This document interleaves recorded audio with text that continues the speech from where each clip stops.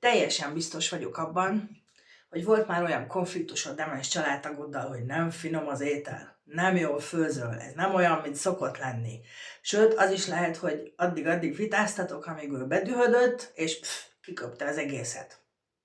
Na erre te már végképp kiakadtál, mert ez aztán már tényleg mindennek a teteje. Különben is apu 20 éve ugyanúgy főzöm a csirkepörköltet, és 50 éve ugyanúgy főzöm a spenótot. Mi nem tetszik már megint, miért perlekedsz velem? Hát ja, szóval ezek is ilyen tipikus demencia konfliktusok, úgyhogy beszéljünk erről az ízlelés dologról, meg miért lett nem finom az étel, ami egész idáig tökéletesen megfelelt. Szóval az ízlelés szerve ugye a száj, és ezen belül a nyelv. Most a nyelvről azt kell tudnod, hogy a nyelven vannak úgynevezett ízlelő bimbók.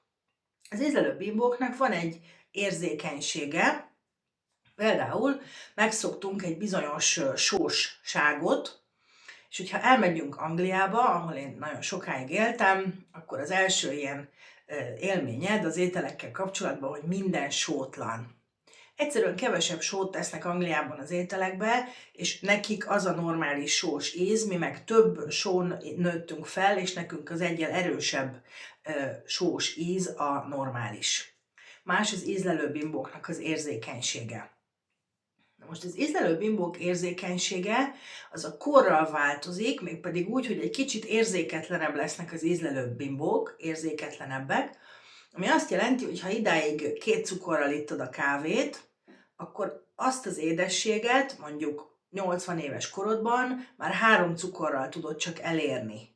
Mert 3 cukor lesz ugyanannyira édes, ugye az ízlelő bimbóid szerint, mint régebben a 2. Tehát ez egy normális jelenség az idősödéssel. Ami nem normális jelenség, az ami a demenciával jön, hogy ugye te vagy a hibás. Meg a nagy konfliktusok ezzel kapcsolatban, tehát egy egészséges aggyal ezt így tudom, akkor egyel több cukrot teszek bele, vagy egy picit több fűszert, vagy egy több sót, és akkor megoldottam a kérdést. A demenciában ez kifejezett konfliktus forrás tud lenni, hogy nem olyan, mint volt. Nem jól főzöl. De jól főzök, ugyanúgy főz, stb. Tehát, hogy ezek ilyen tipikus párbeszédek, de hát ezeknek elejét kell venni, mert nagyon fárasztóvá teszik a hétköznapokat, hogy most tényleg azon perlekedünk, hogy milyen ízű a spenót. Viszont ami nagyon fontos, az az, hogy a gyógyszernek is, ez a gyógyszer bevevéssel is van kapcsolatban.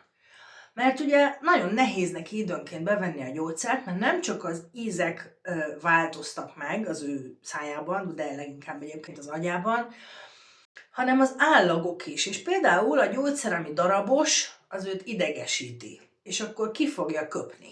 Ez egy nagyon tipikus dolog, nem szoktunk róla beszélni, mert kicsit szégyeljük, mert milyen dolog ez, de közben meg egyszerűen arról van szó, hogy nem tudja elviselni azt a tablettát, idegesíti, a demenciája miatt nem tudja fölmérni, hogy neki ezt be kell venni, mert ez az ő érdekét szolgálja, hanem ő csak azt látja, hogy most ez engem idegesít, nem veszem be, kiköpöm. Úgyhogy a gyógyszerbevevés ez egy ilyen extrém sport tud lenni egy demens embernél, mert nagyon sokszor nem hajlandó bevenni a gyógyszert, mert rossz ízűnek érzi, mondjuk ha keserű, vagy egyszerűen csak nem ízlik, vagy a darabosságát nem bírja elviselni, vagy egyszerűen nem hajlandó együttműködni, és kész. Különösebb ok nélkül. Nem akarom, és kész, pont.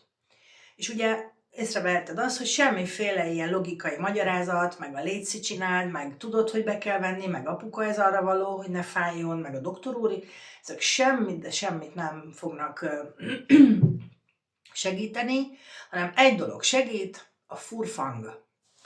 A furfang pedig következőképpen néz ki. Tudnod kell, hogy a demencia az úgy néz ki, hogy gyerekkorban, ami így felépül, az demenciában így visszafelé megy.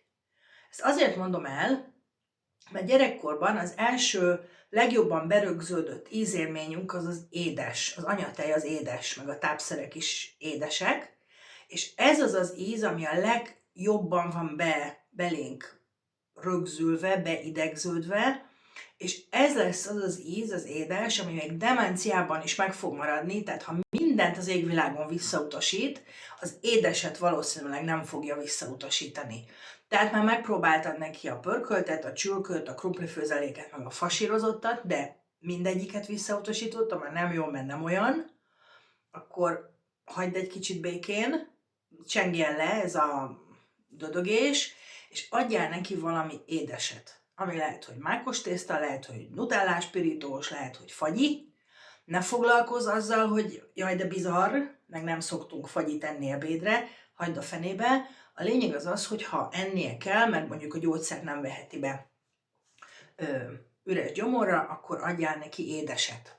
Ez egy nagyon fontos tudás, hogy el kell engedni egy csomó mindent, hogy ami régen igaz volt, az ma már nem igaz.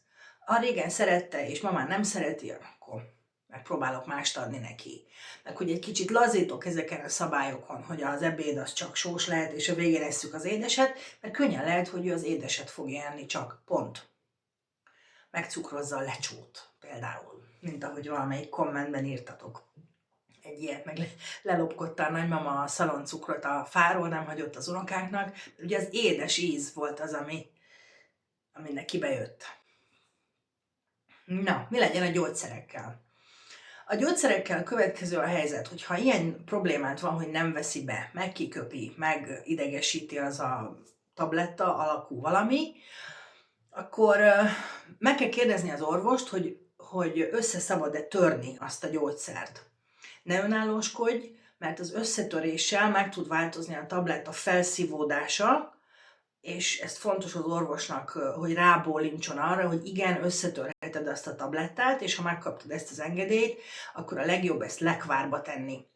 Most már tudod azt, hogy a lekvár az ugye édes, tehát az valószínűleg sikeres lesz, és bár több édes dolog is van a világon, de a lekvárnak az állaga, ez a csúszós zselés állag, ez le fogja vinni az összetört gyógyszert, még mielőtt a demens észrevehetné, hogy itt valami furfang van, és túljártál az eszén. Tehát ez egy nagyon fontos tudás, hogy így be lehet adni a gyógyszert, fontos orvossal egyeztetve. Na most, ha így se sikerül, akkor meg kell kérdezni, hogy van-e másfajta állagban ugyanaz a gyógyszer, tehát hogy be lehet-e adni mondjuk folyadékként, akkor kell valami másik útvonalat tervezni, mert sajnos nem lesz együttműködőbb. Azt se várhatod el, hogy ha idegesíti őt ez a tabletta, vagy az a darabkák, akkor majd az holnaptól nem fogja idegesíteni. Tehát neked kell megkeresni a módját annak, hogy túljárjál az eszén, és mégiscsak bevegye azt a gyógyszert. Tehát az ízlelés az így változik meg, és akkor egy picit még arról beszélnék, hogy egyáltalán maga az evés, mint olyan, is meg tud változni nagyon demenciában. Nyilván olyan ételeket, tehát hogyha orvosi előírás az mindig az első, tehát hogyha ezt szabad enni neki, azt nem szabad, akkor ezt be kell tartani. De hogyha az evéssel bajlódtok, akkor én azt gondolom, hogy mindenképpen arra gondoljál, hogy megváltozott az íz érzékelése, és neked pedig ki kell tapasztalni ezt az új ízlést. Érdemes mindig az édessel kezdeni, érdemes a nagyon fűszeres, nagyon sós, csípős ételeket teljesen elhagyni, és elkezdeni kísérletezgetni, hogy mi az, ami megy neki. Ha semmi nem megy, és nagyon nagy az ellenállás, és nagyon nagy a csökönyösség, akkor hagyd a csudába az egészet. Nem baj, hogyha kimarad időnként egy-egy étkezés. Az nem baj. Sokkal fontosabb, hogy folyadékot igyon, mert a folyadék hiánya az viszont nagyon komoly következményekkel tud járni, például zavartságot tud okozni, egy kiszáradás. Tehát, hogyha kimarad egy étkezés, akkor ott tegye meg a csuda, hagyjad, viszont igyon. Szokott még működni az étkezésnél az, hogy hagyod, tehát nem kezdesz el vele semmi módon pörölni, meg érvelni, meg semmi, hanem kiraksz az asztalra olyan ételeket, amiket majd ő arra jártában így el tud lopkodni. Tehát kis falatkákat, felvágod a fasírozottat darabkákra, akkor csinálsz egy szendvicset, és olyanokra vágod, amit így el tud venni, és akkor be tud így nassolni. Ez szokott működni. Tehát kiveszed az egyenletből azt, hogy te így mondod neki, hogy de hát ebédidő van, meg miért panaszkodsz, hanem így sorsára hagyod olyan értelemben, hogy lehetővé teszed, hogy egyen. és azt fogod látni, hogy elfogynak azok az ételek. Tehát ha őt békén hagyják, akkor fog enni. Kicsit olyan, mint a gyerek, én nem nagyon szeretem ezt a párhuzamot, de azért van benne. Tehát ha te békén hagyod, nem vagy ingerült, nem kezdesz el perlekedni vele, sokkal valószínűbb, hogy meg fogja enni. Ha pedig a gyógyszert kell beadnod, akkor ezt ilyen nagyon lassan vezest fel, tehát hogyha ellenállásba ütközik a gyógyszer, hogyha ez probléma, ő mellé, hagyjál neki időt, legyél türelmes, szépen nyugiba, és akkor olyan szépen abban a lekvárba egyszerűen csak oda teszed a szájához, és azt fogod látni, hogy kinyitja és megeszi. Ha nyugi van körülötte, hát te nem vagy ingerült, ha nincs balhé, akkor sokkal könnyebb ezeket a dolgokat mederben tartani. Ugyanis még egy záró gondolatként elmondom, bár ez nem az ételekhez tartozik, de nagyon fontos alaptétel, hogy ő a te belső állapotodat tökéletesen leveszi. Nem tudja elmondani, de a saját viselkedésével, a saját nyugalmával, vagy éppen zavartságával tudja jelezni azt, hogy érzékellek téged, és ha te nyugodt vagy, akkor én is egy kicsit engedelmesebb vagyok. Úgyhogy abban a reményben, hogy sikerült valamit megértetnem, amit idáig egyáltalán nem értettél, és egy picit jobban lereagálni, 10-ből egyszer, ugye? Én most elköszönök, és hamarosan jövök a következő videóval. Sziasztok!